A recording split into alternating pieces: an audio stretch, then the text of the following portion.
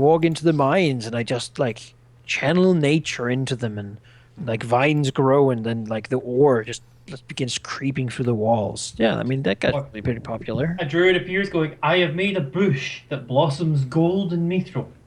I don't know about shadow like sneaky shadow thief druids, but you know the Prince of Shadows supposedly have people everywhere, so Well, the Prince of maybe Shadows Tempest is has like everywhere. some way to know how to contact someone Just in Tempest walking through the forest, and this guy just sort of rappels down in front of him, that Spider-Man takes a style. chicken, plucks two feathers out of it, and like puts them in his hair. You Then know, the High Druid is using butterflies. Maybe the Prince of Shadows has, like, moths, right? With moths with little messages tied to their little legs. like, yeah. I am glad that Traptus wasn't like, we're going to bring like two earth elementalists, my gods. Terrible. Wouldn't go over so well. Yeah, but he's luckily not that stupid or arrogant to think that that would be a good idea. If, you know, he has clearly had dealings in the past with Ajax, Yeah. as the group learned about during the campaign. I'm curious to see what's up with him and not believing Aurelia, but hopefully my attempts and to make him talk will I'll get some to see some of that. I'm curious as to what that's all about. Maybe he just doesn't want to believe it. Right, but that has some questions with it. Yeah. That are intriguing. Indeed. I'm curious to see what sort of payoff there might be for it. Manaki does also have a vested interest in Ajax. What a surprise! He's been around for 40 sessions now. Hey, I'm a friend of Ajax now, pretty much. So Bit of a You con. know, Which I will say is he's not never that bad guy. He's a I will good say guy. this is never something I ever thought I would hear you utter since session one. Aranas is a conciliator. Like he doesn't want to create enemies. In general. I'm looking forward to the future where you bring Dwohiram back and basically he's like, you what? You what? No. No, Actually, we no. did. no, We gave him no. your old head. You still have that glove? Give me the glove. It can't be. No, you can't have the He's glove. so nice. Just let me smack him in the face I once. know. I did like the joke too of like I think it was like Shibu typed in. Now that you're alone, basically like kill him. Like I mean, that If really... I could kill anyone alone. That was really meant either way. yes. Two-way street. In a one-on-one, could Aranas, the commander, whose damage dice aren't that amazing? I could begin buffing myself for power.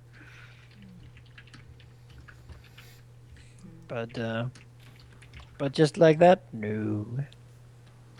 Commander powers are. You're like yell at yourself. I am much weaker than a comparative cleric or commander would be, because that is the nature of multiclassing. And Depends on but your it just gives me more options, and I like having options. It does depend on your combination whether you end up being stronger or not, just in different ways. Like, you just aren't that effective with, like, damage dice dealing, because... I'm pretty terrible with it. Also, my spells are not as good, nor as versatile. They're buffs, all of them. And my commands and tactics wouldn't really help me much against, like, in one-on-one battle. What the Cleric is designed to do for 13th Age is, like, has, like, a spell selection, but is also supposed to be on the front lines, waiting in. That's why the Cleric is one of 3 classes that can inherently wear heavy armor without penalty. Cleric, Fighter, and Paladin. Yep. Commander has to take something to do it normally. Yep. Sure does. But yeah, I think his construction is fitting to his character Okay. and what he can do and what he does. Well, it's been session 40 now. I do like to do these on intervals. We'll start with, Yeah. we do have some time since you folks didn't want to visit with the High Druid. Wanted to leave that, and perhaps as Manaki said, prepare for what you would say to the Hydra. I'm gonna think about it for the next couple of days, and then like again in 2 weeks. Right. Like Sunday, Monday, I'm gonna be like, Yes. Yes. So, Dark, what's been your most favorite moment of the past 4 sessions? Of the past 4 sessions. Yes, the past 4 sessions. I'm trying to think what 4 sessions back actually were you doing 4 sessions back exactly. What were you doing We've had 4 a break. sessions ago? Let me see here. Check yonder calendar. Session 37 covers all the way for you folks. Let's see here. Well, Demon Horde. Session 37 was when you guys fought the Demon Horde. So, Okay, from then. fighting the Demon Horde to now, what has been your most favorite part of the past 4 sessions? My most favourite part, as well, well, actually, mostly my favourite part was most certainly, I guess it was, in a sense, I think it was the resurrection, actually, I kind of liked a lot. It's one of my biggest things. That and our encounter with Drohiran, but the resurrection was something which I think it was very well kind of described by Manaki, and it was kind of a powerful moment, in a sense. Alright, I agree. It's a powerful moment. Sheep, most favorite part of the past harrowing 4 sessions for Aurelia. I think I liked our the first session in Horizon a lot, like the where we got into the hotel and such. It was just such a such a surreal even kind of experience, while also being absolutely pure roleplay, which was interesting. Yes, I had hoped to bring that back. I thought that had been missing in large part because of the tactical thing, and I really wanted to show off the flavor of Horizon. I'm glad that was conveyed. Gryph, you've been here for the for some sessions now. Yeah, 2 sessions. What's been your favorite part of the past 2 sessions? Watching the fight when I came in for the vast majority of the first session that I was back. Yeah, that was the next And 3 then, yeah. then having to piece all the bits together of what I missed. And then the revelation that, by the way, you've been gone for the last year in game. That was quite a novel reaction for me. And I've been playing catch up. I think I've been playing catch up roleplay quite well, in that Tempus is kind of up to speed with how things have been going on. Sure. Yes, I do. So that's my interaction. Mine was the fact that so much has happened and actually just piecing things together in a rather fun way. I've enjoyed the roleplay focus that it has been since I've been back, and just the character development. It's given me a chance to piece things together and be the kind of comedy relief a little bit. Oh yeah, just to interrupt quickly. If I had to point out one of the most enjoyable moments in the past few sessions, it was definitely Tempus asking the fountain if it needed a plumber. He like knocks on the pipe. He's like fucking like talking, like walking around to like random. That was good as well, but that question if it needed a plumber with just enough genuine concern in the voice. I died. I liked how witty I came out with that. Just as soon as Grimith said, "I need your help," I was like, "Do you need a plumber?" That was immediately. I had difficulty like deadpanning like fat thing. I'm like, the fuck.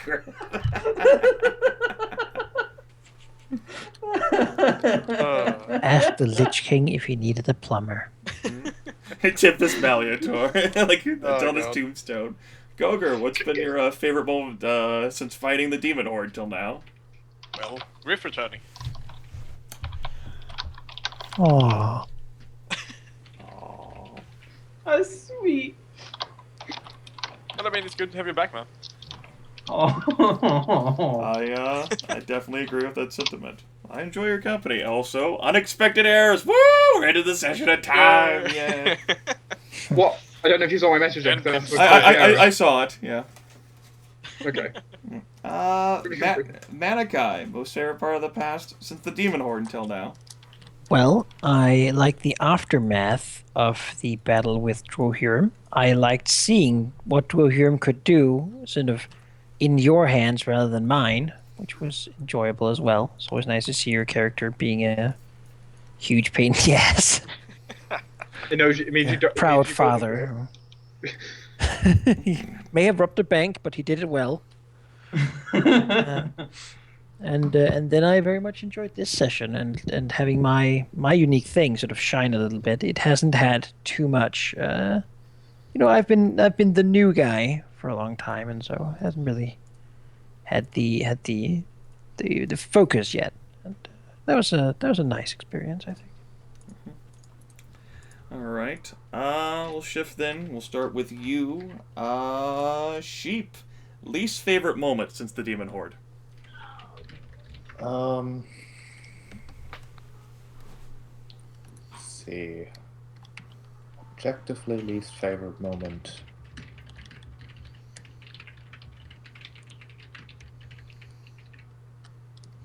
Something that you thought didn't add to your experience, or something you thought the game could do without. I know, say for example, that I, as like someone who's been like a player character for a long time, I do dislike whenever NPCs fucking laugh in my face and I then can't do anything about them, which is why I would reference the Exilia laughing thing, the shadow But thing. that was the point of that, so it makes sense. It wasn't just a snobby, like, noble NPC doing just that, and then just... It added enough for me that it was worthwhile objectively. Of course, that was probably Aurelia's least favorite moment in a long time, but that doesn't mean that I as a player didn't enjoy it. All right. I don't think I can pinpoint any specific moment, although I might have just conveniently forgotten those. Okay. I mean, you guys went from the demons to standing in front of, like, Prince Zarza's domain after trekking through the Fangs, to hopping from there. Then you went, you spoke with Ajax the first time. You went to the Great Silver Tower and fought Dwarf, and then went to Horizon. No, here. Okay. I don't think there was anything that stands out to me as having been really bad. Right. Gryph, something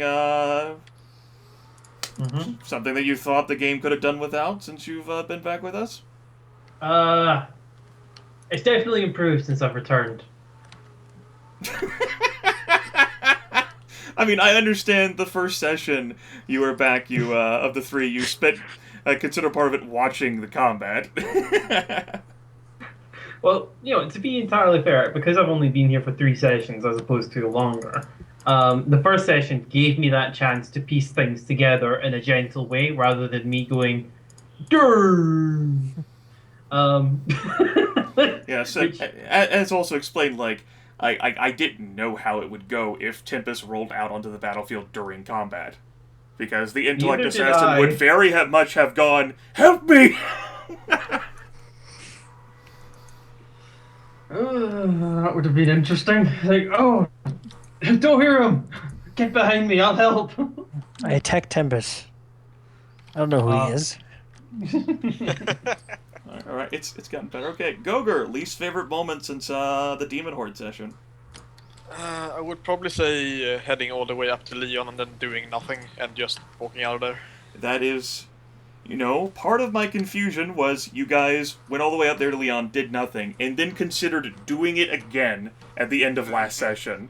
I was puzzled by that. You expressed this confusion to me, and I perfectly agree. I was like, what if they wanted to do it? Why didn't they just do it the first time? Exactly. So that was my least favorite moment. I do know that you were campaigning. Just fucking go in there, get shit done. Yeah, exactly. Win, lose. What have we learned in this campaign? When we do shit, things happen. We just stopped it being so goddamn afraid of NPCs. They're not important. That's right. You're the ones who matter. Yeah. You're the icons of our hearts. Mm-hmm. What was your least favorite moment, Manaki? I can probably agree with Goger a little bit on that. Walking all the way up there and then just leaving. Seems like it reminded me a bit of when we were back in Newport. We're like, we can't go and hunt the Black Fang because we'll have to deal with the government and gonna get fined and stuff. Like, just kick in their door and smack him. I mean, that's much more exciting, right? Yeah, it turned out great. Than not doing stuff. And then probably also a little bit the Demon Horde, just for the fact that it felt a little sort of almost anticlimactic. There wasn't a lot of like it was a major threat, but without that major threat build up. We sort of spent like a session dealing with it, which made it like it was very much a sort of passing by sort of thing. Yes. Which seemed a bit strange for the description of it being like a major problem and threat. We didn't really. I feel like we didn't really engage with it too much. We sort of fought a battle and like you guys did have the army presence required to just be able to do that to it instead of like trying to role play like through the process. There was also other things that you guys wanted to do. You just like I know that Goger particularly like we have to stop these and. I understand that, but I also, know that, we also didn't put that much focus on it. Yeah. Part because you guys handle it so well. The demons would have been a greater threat without all of the resources you had. But those would be probably the two things. Sure. Dark, least favorite moments in the Demon Horde. I certainly have to kind of agree in the same kind of sentiment of the whole Demon Horde. More in the sense of because it came so quickly and then left so quickly. There was neither a big build up nor a climax for it. Sure. It seemed like it was very abrupt. Of suddenly demons, everyone. Oh no longer demons, everyone. Those demons had been approaching for a while. You guys just happened to bumble discovery there when they were so close. Yes, I'm just saying from our perspective, it seemed like they just suddenly appeared and then suddenly disappeared. It shows how effective we are. I suppose it disappearing shows our effective. That's how I like to. That's how I choose to view it with the glass half full mentality. Like you guys had enough resources to avoid really having role play and shit. You just said fuck the demons, and I'm like, well, they worked so hard to get these dice and the political power and the armies. Fuck the demons. Yeah, I certainly see that as true. But I think for me, in case I guess just the fact they suddenly just appeared out of they felt like they appeared out of nowhere. I was like, the fuck.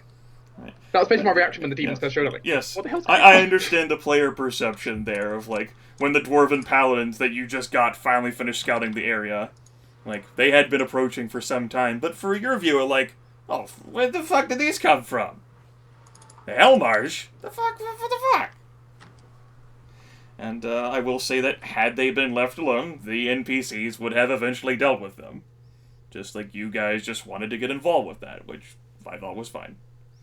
But I can understand how that would come across as a less than memorable moment. It was just a speed bump on your path to greatness. Okay, so we'll start with Gryph here. This question. Where do you see the campaign going from here, Gryph? I see that we're going to be meeting one of the big Jesus in the next session. Yes, one of the 13 icons. Yeah. That's a very short term. You know? He's probably not wrong.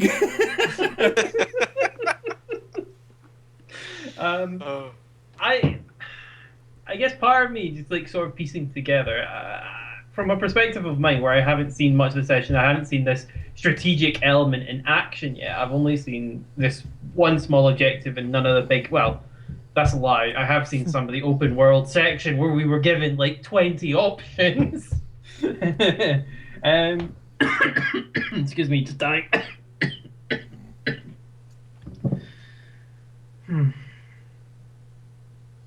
I see that we're gonna save the world, and if we're not gonna get there, well, fuck. All right, Goger, where do you see this campaign going from here? Next 4 sessions, maybe. All right. Probably gonna be a lot of talk among the druids and such, and I think this Draco druid is gonna have some ulterior motive that's gonna be revealed, and it's gonna end in a big climax. Okay. Manaki, where do you see this going from here? Well, I'll take a more long-term approach then and say more of this sort of thing, more of us being actually sort of important people that people care about and not being just like the goons of some important NPC. Us as players having the choices that really shape the world in the future as we look further into it. Things are probably also going to get worse before they get better, but I see a lot of exciting roleplay and a lot of I could say sort of cool, epic sceneries, battles, and sort of deeds to be done in the future. Everything's epic tier now, kinda. I mean, that's what we're doing. So, yeah, I expect things to be epic in proportions and scale. The word epic might be too overhyped for this. It's epic conversations with epic people Yes, yes. in an epic forest. You may still encounter, per the book scaling, some champion tier threats, but by and large, you guys are. I have a legacy of friends stretching back to my teenage days in high school who can testify this. Whenever I GM a campaign and it has like this high fantasy setting where the guys are like adventurers and no one really knows them, NPCs who are like peasants and like nobles and shit treat them like absolute crud. And I've had people in the comments of this series like, wow, fucking NPCs are jackasses who are full of like lies and trickery and like all kinds of ulterior motives. I'm like, yeah, they really don't respect or know the players. And I hope that over the past several sessions, especially with the tactical map being revealed, that entire attitude has changed because you're no longer just the scum of like someone's boots who's like ruin everything. It is nice to have NPCs come and curry our favor in order to gain like these deeds instead of us going and be like, do you need help with those rats in your basement? Then maybe we can like. Maybe you can pay us like a few gold for it. Now they're like... You know, that demonstrates like all of the hard work you guys put into this campaign, you know, until this point, and especially of all the hard work you guys went visiting Santa Cora, Horizon, Axis, that entire session where you slogged through like Ettercaps, Owlbears, and the Undead Menace. Like, oh, PR. people, yes, that was your PR session. Like, you have done so much to like present and project yourselves that it would be damn hard for people not to know who you are. They might not recognize you on sight, but they know your names. Yeah. All right. Dark, where do you see this game going from here?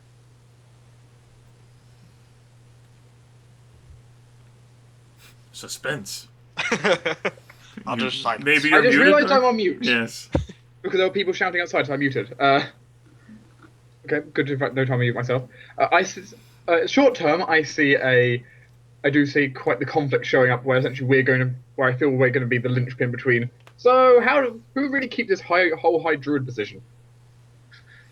So that's kind of a big deal. But other than that, I'm not entirely sure what we're going to be doing, so much as we're going to be trying to fulfill our goals. And I have a feeling trying towards the idea of unity. I think that's something the party can agree with. Trying to unify people against the Lich King. Bonus question for you: do you feel vindicated in believing that the druids matter?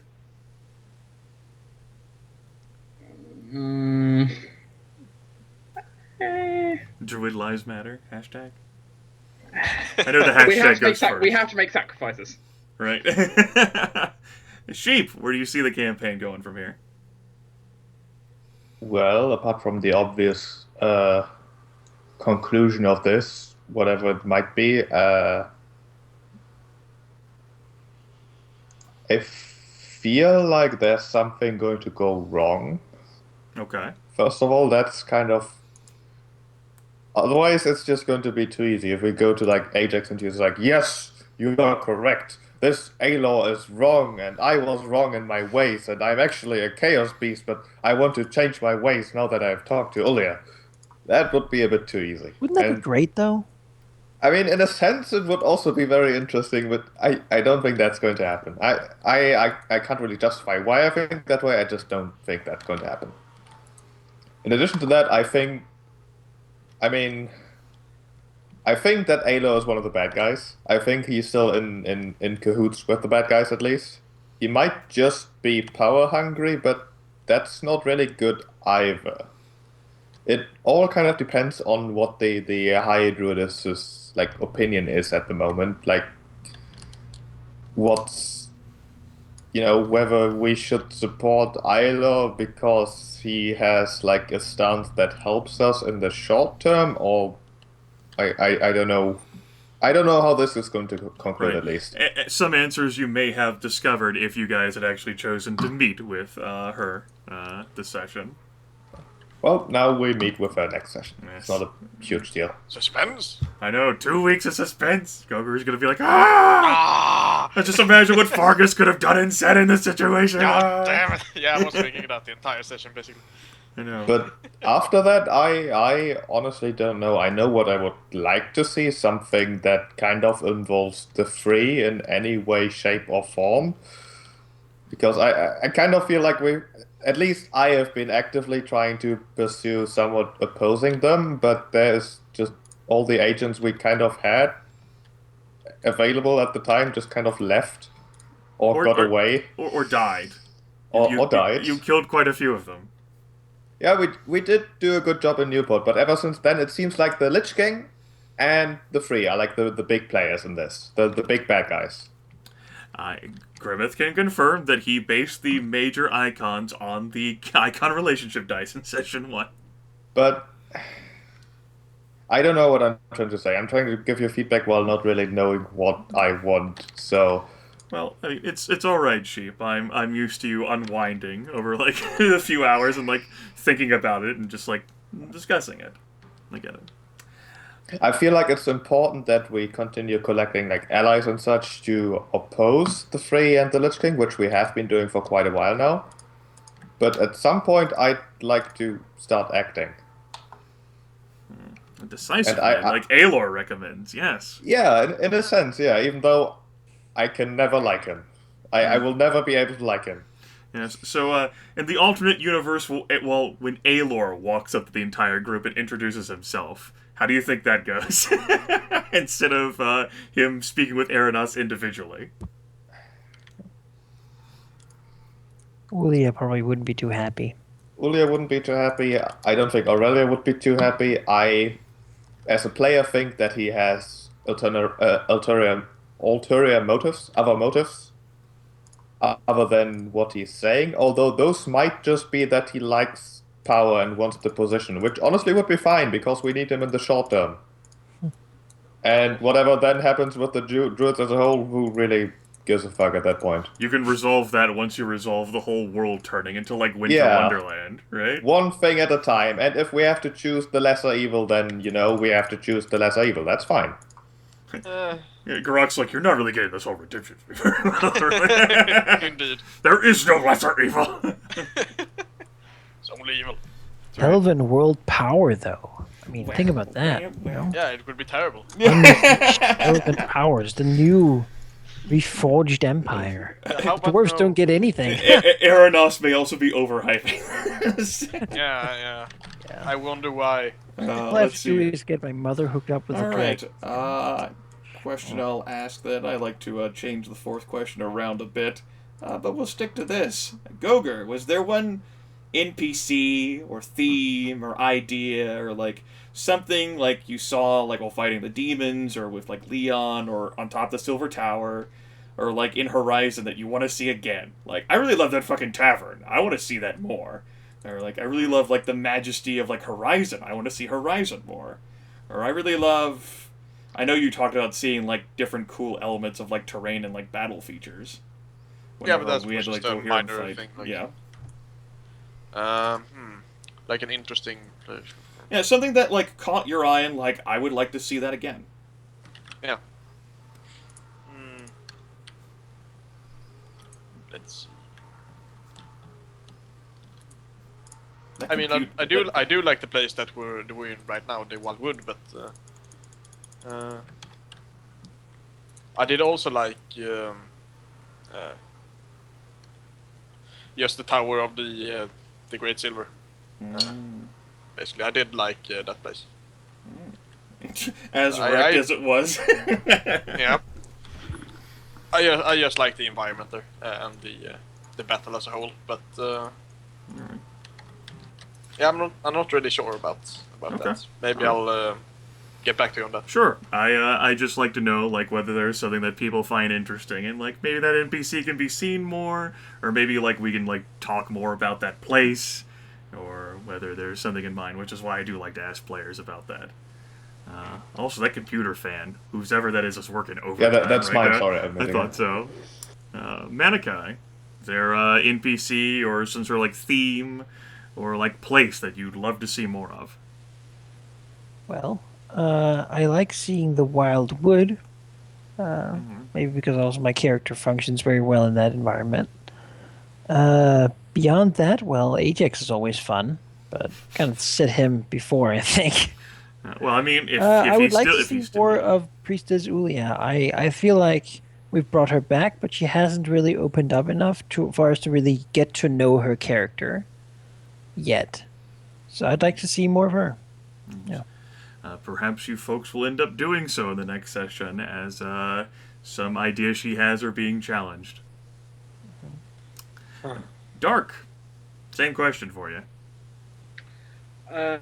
One place which I throughout the campaign I have always enjoyed having a little bit of a focus on has been Newport for multiple reasons. Sure. So there is something else which is now sitting in the back of my mind, which is like we came out with the Silver Tower and a few things. Dragons. I know I don't look a bit of a sheep syndrome there. Dragons. Mm-hmm. Yes. Dragons and Newport essentially is my simple answer. All right. Fucking dragons. Woo! I'm not even a dragon fan. It's just, that's where the dragon fucking empire came out, and whenever I looked at your icon relationship dice, someone really cared a whole lot about dragons. Don't know who that was, right, Sheep? I Dragons. don't know who that is. So, is there some NPC or item or place, like Horizon, that you want to see more of in the campaign, Sheep? NPC item or place. You know, like a theme, like some sort of like Theme. like an idea, or like something like a motif, like something that you're struggling to like think about or like do in the game world. Well, one thing that I kind of feel, although I may be biased, is considering how important like the Free and dragons in general have been to the like story as a whole. We have seen like two. We've seen Elmarone and Chuk, Yes. which Elmarone we just kind of nuked, so we never really got to know what the hell he or she was about. Mm-hmm. Chuk is interesting, but of course she can't be like a universally important NPC because she's just herself in a sense. So, you want to interact with more dragons in the campaign? I mean, it feels like it's something that should have happened more when it didn't. It feels like the campaign has. I suppose it would have, for example, happened had we decided to take care of like the barbarian horde or whatever that was. That was apparently a big deal in the end. Either we just managed to like kind of slide past all those that might be acting, but in a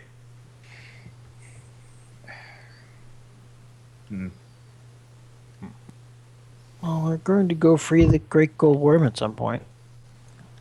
that's a thing. Yeah. Forward to that thing. Mhm. Yeah. That might very well be the point where the campaign ends down there in the abyss. One way or another. Likely, if you guys gained like enough power and support to actually go down there to relieve the Grey Gold Worm, that would be your climactic thing down there in the abyss. It fix a lot of shit. That would be your campaign end. Yeah. For one way or the other, as Manaki said. Yeah. I don't know how there would be any other event in the campaign world that would top you guys being there in the abyss. Freeing and letting the Great Gold- If that's where you guys wanted to go, I just don't see where it goes up the hill from there. So We guys, go to we gotta Necropolis beat down to the Leon crypts. and Dwarf first, and then we're gonna go.